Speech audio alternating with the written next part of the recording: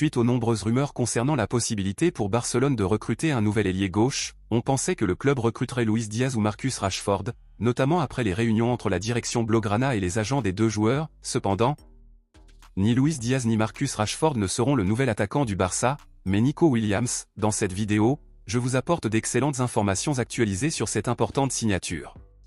Pour ceux qui souhaitent recruter Nico Williams, je dois vous informer que c'est désormais officiel, cher ami culé, Barcelone et Nico Williams ont déjà trouvé un accord ces dernières heures.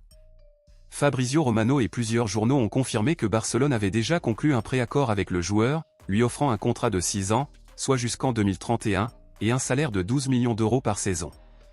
La signature de Nico Williams était complètement inattendue dans ce mercato puisque Laporta et Deco avaient déjà clairement indiqué en début d'année que le train était déjà passé et que le joueur avait perdu l'opportunité de rejoindre le club catalan.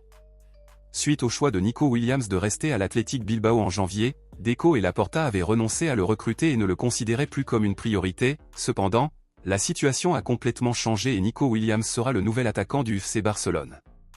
Mais qu'est-ce qui a changé? Qu'est-ce qui a poussé Barcelone à vouloir le recruter à nouveau?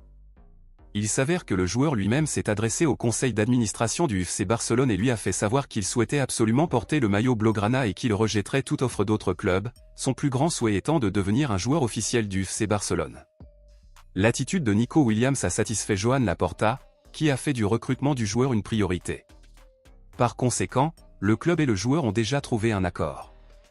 Barcelone est prêt à payer la clause libératoire du joueur, qui s'élève à 58 millions d'euros.